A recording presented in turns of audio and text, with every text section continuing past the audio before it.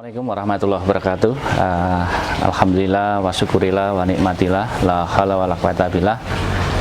Saudara-saudaraku semuanya, dulur-dulur semuanya, alhamdulillah siang ini saya berada di kantor Bapeda Wonosobo dan insya Allah kurang lebih 30-an menit ke depan saya akan melakukan presentasi. Alhamdulillah tanpa diduga, tanpa dinyana, meskipun saya mungkin agak kurang serius mengikuti kegiatan ini. Maksudnya proposal yang saya ajukan ada Krenova 2021 dan saya ajukan di detik-detik terakhir, tapi alhamdulillah kami masuk 10 besar finalis dan judul yang saya ambil adalah pemanfaatan limbah bulu domba sebagai bahan sepatu flip-flop dengan merek Dowon Mindo Wonosobo. Nah, mudah-mudahan nanti dari paparan ini bisa memberikan meyakinkan para juri bahwa sepatu ini layak untuk dikembangkan dan memberikan social impact bagi masyarakat, bagi government, pemerintah, dan juga nanti pada lingkungan. Oke, ikuti nanti kegiatan presentasi kami dan mudah-mudahan semuanya dilancarkan dan dimudahkan oleh Allah SWT.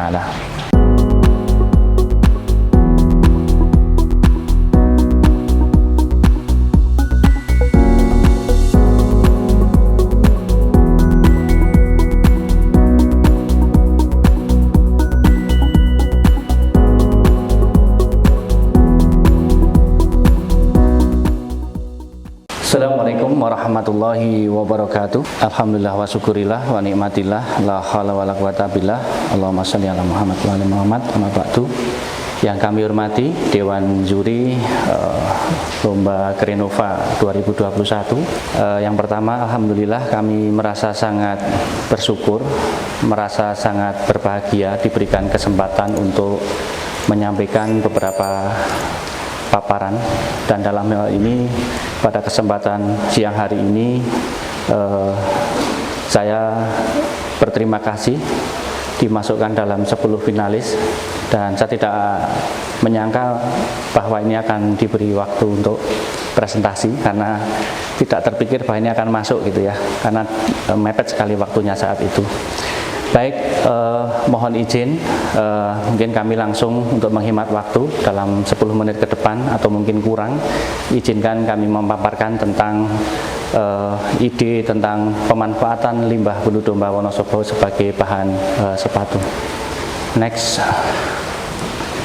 Jadi mungkin Bapak Ibu semuanya melihat mudah-mudahan ini tidak dianggap bombastis ya, potensi bulu domba kita itu ternyata kalau kita ekonomiskan itu bisa 2,9 miliar per tahun.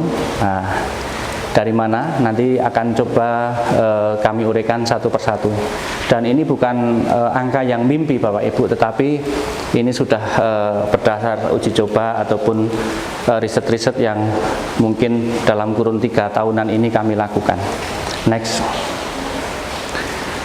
Bapak Ibu yang saya hormati Dewan Juri, kenapa bulu domba? Jadi ada 5 hal yang menginspirasi saya, di mana yang pertama itu selaku seorang muslim saya menemukan dalam surat An-Nahl ayat 5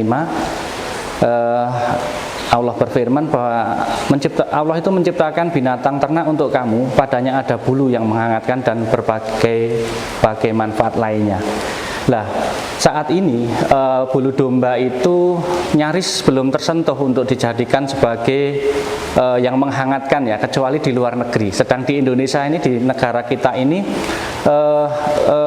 pemanfaatan bulu domba kalau saya cari kayaknya belum maksimal ya. Dan sampai hari ini kayaknya yang punya potensi ini baru Wonosobo dan Banjarnegara, karena tidak semua bulu domba ini ternyata bisa dipakai untuk bahan kain ataupun bahan benang gitu ya. Dan ternyata juga ada fungsi-fungsi lain, tidak hanya sekedar penghangat saja. Itu yang pertama. Kemudian yang kedua, domba merupakan sumber domba lokal unggul yang merupakan khas yang saat ini sudah masuk ke dalam sumber daya genetik yang diakui oleh pemerintah dengan SK Kementan 2011, dan oleh Bapak SBY sudah dinobatkan sebagai domba khas ya, genetik Wonosobo Dombos ya. Dan saat ini luar biasa animo masyarakat peternakan di seluruh Indonesia ini terkait Dombos ini luar biasa sekali. Ya, permintaannya dan sebagainya, masya Allah, harganya juga sudah sangat istimewa Pak. Saya 4-5 tahun yang lalu beli seekor pejantan itu paling 4,5 juta, sekarang sudah 10 juta lebih. Betina yang dulu 2,5-3,5 juta, sekarang sudah 8 jutaan gitu. Jadi nilai ekonomi Dombos ini terus naik, sehingga saya melihat data dari Dinas Peternakan, populasi Dombos itu sempat mengalami turun yang sangat drastis sekali, sampai di kisaran dari 10-an ribu di tahun 3-4 tahun yang lalu itu sudah kurang dari 5.000, 1.000 sekian gitu. Nah, di tahun ini saya update kemarin, kebetulan kami diundang di Bapeda kemarin tentang kaitannya dengan Dombos juga. Dari data dari Dinas Peternakan itu sekarang sekitar 5.244 ekor, sudah mulai naik lagi. Harapannya ketika kita menggali potensi lain di sisi lain dari bulu domba ini, nanti bisa merangsang para peternak ini kemudian untuk menggiatkan Dombos. Ternyata tidak hanya dagingnya saja, tetapi juga bulunya ini bisa kita manfaatkan gitu. Nah, yang ketiga, Dombos ini selain diguna tadi, selain daging dan bulu Bapak Ibu, bulu saat ini hanya dianggap limbah, dibuang. Ya, kenapa? Dan ini menjadi kos bagi para peternak, karena nyukur satu ekor domba itu mungkin mereka harus mengeluarkan Rp10.000 untuk proses pencukuran. Barbershopnya itu barbershop mungkin ya, barbershopnya itu harus membayar gitu. Kalau wedhusnya 100 ya lumayan gitu, 100 kali 10.000 hanya untuk sekedar nyukur gitu. Nah, kemudian yang keempat, limbah bulu domba Wonosobo ini punya potensi sebagai tekstil fungsional, yang hari ini tidak akan saya urai dulu, tapi ada tekstil dengan fungsi khusus yang ada di bulu domba ini. Ini masih saya keep dulu sementara karena ini belum selesai. Nah, kemudian yang kelima Bapak Ibu, limbah bulu domba ini mempunyai potensi menggerakkan ekonomi dari para peternak, kemudian dari pelaku ekonomi kreatif, kemudian bisa juga mengangkat nama Kabupaten Wonosobo di kancah nasional atau internasional. Kalau panjenengan googling di internet, kemungkinan kalau ngetik wool itu kebanyakan kalau lokal mesti larinya ke Wonosobo gitu. Jadi beberapa buyer yang saya kebetulan di IG itu beberapa kali itu dari Batam, dari Bali, dari beberapa penjuru Indonesia itu ketemunya bulu domba Wonosobo, karena mereka biasanya ngambil dari New Zealand dan harganya juga tidak murah dari New Zealand. Baik, next. Itu alasan kenapa bulu domba. Yang kedua adalah kapan dimulai? Bapak Ibu yang saya hormati, jadi kami pertama kali awalnya cuek dengan bulu domba ini, tapi pada tahun 2017, tepatnya tanggal 20 Januari, saya kedatangan seorang tamu, Pak Pong, ini orang Bali, dengan membawa seorang yang namanya Mr. William, yang saya tampilkan di foto itu. Beliau ini asli seorang Inggris yang lama hidup di Bali dan suka sekali dengan perbenangan ya, benang tapi berbasis serat alam. Pada saat itu ke tempat saya adalah urusannya dengan Rami, tapi sempat menanyakan bahwa mereka mempunyai buyer di Bali itu yang bulu dombanya itu selalu didatangkan dari New Zealand. Saya bilang, Wonosobo ini punya loh Pak, bulu domba loh Pak. Oh masa? Nah kemudian dari situlah 2017 itu mereka kemudian saya antarkan ke Suren Gede, ke tempatnya Pak Sugi untuk melihat potensi bulu Dombos. Mereka membawa sebagian, kemudian dikasih pewarnaan dan sebagainya, ternyata bagus. Kemudian di 2018 ini ada kunjungan itu Prof. Widodo dan Pak Asril yang di samping saya yang foto nomor 2 itu mereka ini terkoneksi dengan Pak Pong, kemudian tertarik untuk mengembangkan, mengeksplor Dombos, bulu domba ini. Dan sejak itu pertama kunjungan itu kemudian ada pelatihan pengolahan bulu domba di Suren Gede, dan 2 tahun berturut-turut, dan awal dari itulah kemudian kami mempunyai kemampuan atau melatih, mencoba untuk kemudian bereksperimen membuat benang dari bulu domba Wonosobo. Kemudian setelah itu 2020 itu harusnya ada pelatihan berikutnya, tetapi karena ada corona kemudian tidak jadi. Dan selama corona itu tahun 2019-2020 itu saya melakukan eksperimen secara mandiri. Saya coba membuat alatnya, mencoba buat benangnya dan seterusnya. Kemudian sampai hari ini alhamdulillah Bapak bisa menyaksikan pakaian yang saya pakai ini berasal dari bulu domba. Kemudian sepatu di belakang saya ini 100% juga dari bulu domba Wonosobo. Nah, Nah, untuk mencoba ini juga butuh perjalanan panjang. Saya mulai 2021 awal, baru kemudian mencoba membuat kain. Sampai beberapa kota saya singgahi, saya kunjungi untuk bisa, karena sulit Pak, membuat kain dari bulu domba ini butuh kesabaran dan energi besar. Mereka kebanyakan mundur. Baru terakhir saya menemukan kelompok dari Sukoharjo ini yang sangat sabar dan telaten sehingga bisa menghasilkan kain bulu domba seperti ini. Ya, next. Nah, dari serangkaian perjalanan saya selama kurang lebih 3-4 tahun ini, kami bisa kemudian menyajikan data ini. Data ini insya Allah valid karena kami lakukan sendiri. Pada data ini saya menggunakan data yang diterbitkan oleh Dinas Peternakan, update. Jadi jumlah domba Wonosobo menurut data Dinas Peternakan ada 5.244 ekor. Itu 100%-nya, sehingga menurut asumsi dari Balitnak, kalau ada 100%, paling yang bisa diambil bulunya yang dewasa itu 60%. Maka di situ muncul angka 3.146 ekor. Ya. Kemudian dalam 1 tahun itu mungkin sebelum ini kita lewatkan dulu untuk biar memahami prosesnya. Next dulu. Nah, Bapak Ibu bisa lihat di sini ya. Dombos populasi Wonosobo 5.244. Jumlah peternak itu kalau saya asumsikan satu orang itu memelihara 10 ekor itu sekitar 524 orang. Tapi saya yakin ini mesti akan lebih angkanya. Ya, ini data ini saya minta dari Dinas Peternakan, katanya ada sekitar 20 kelompok di Wonosobo, klaster-klaster domba di penjuru beberapa desa dan kecamatan di Wonosobo.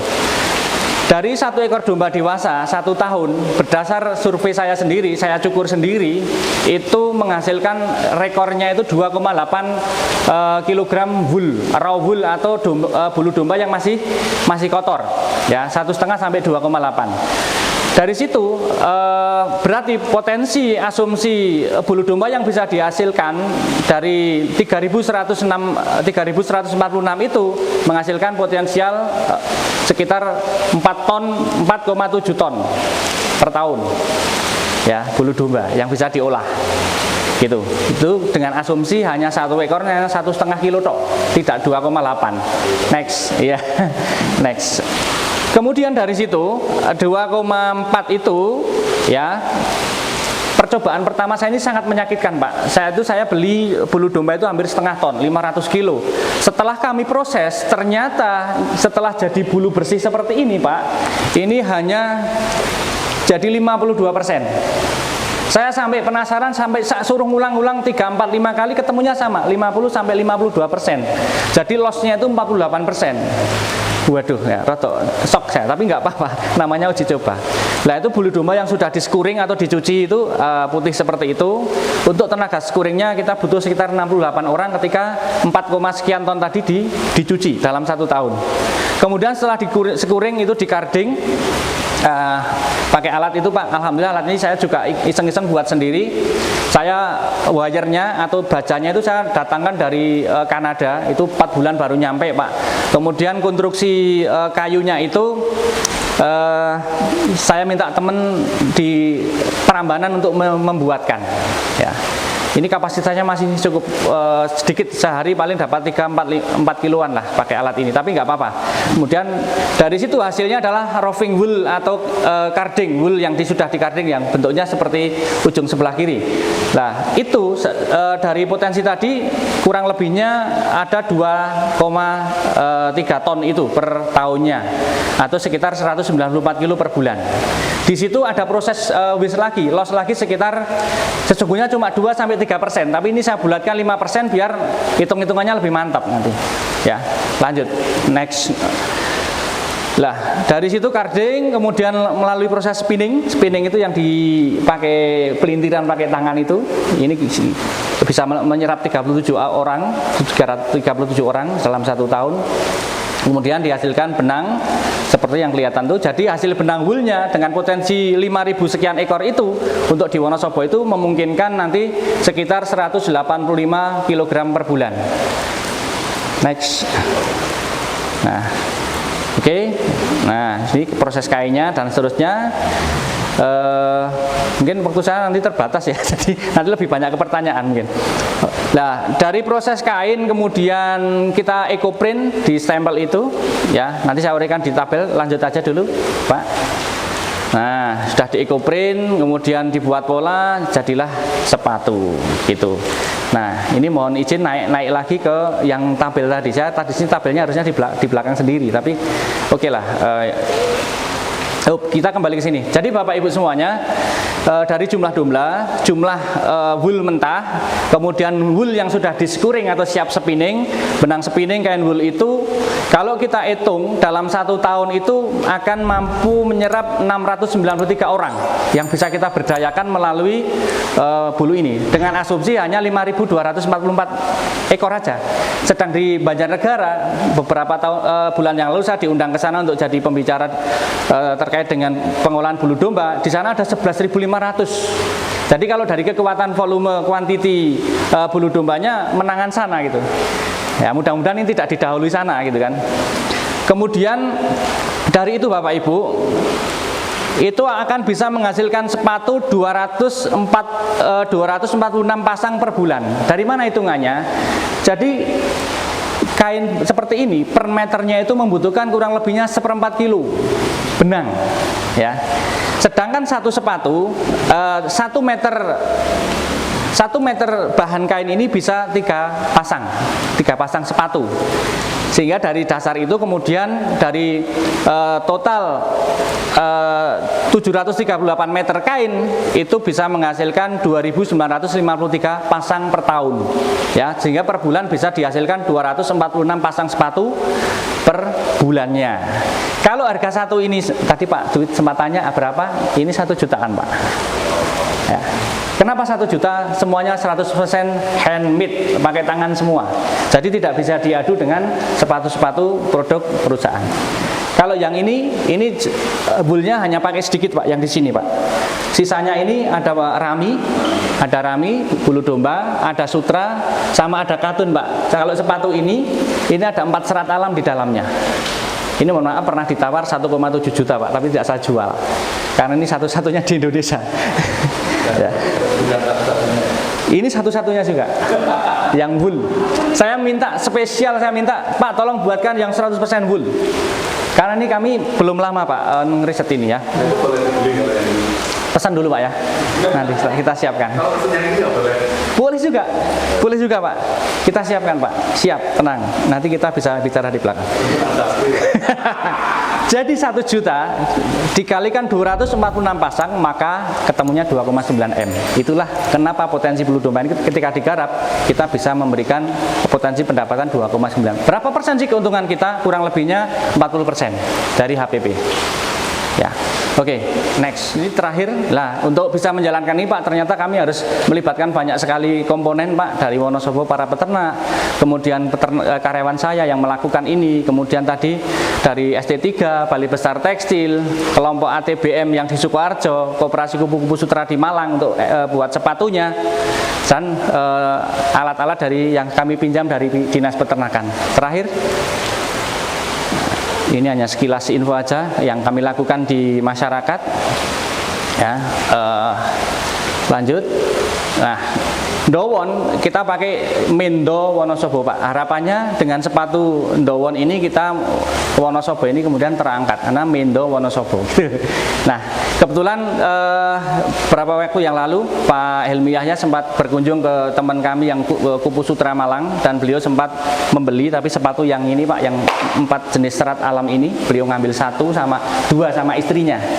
Jadi di sini sepatu ini konsepnya adalah comfortable, dipakai nyaman, biodegradable. Ketika dibuang insya Allah ininya bisa busuk karena ini sifatnya bulu domba. Kemudian unik karena adanya di Wonosobo saja, di tempat lain boleh dicek di seluruh Indonesia apakah sudah ada. Sustain karena kita bisa produksi lagi selama dombanya masih ada, masih bisa dicukur bulunya, ini tidak ada matinya Pak, karena sustain. Ya, kemudian eco friendly. Ya, ini sangat ramah lingkungan sekali Pak sepatu ini karena memang berasal dari alam, serat alam protein. Kemudian eksklusif, ya kita bisa lihat tampilannya. Nanti tidak semua orang bisa memproduksi ini.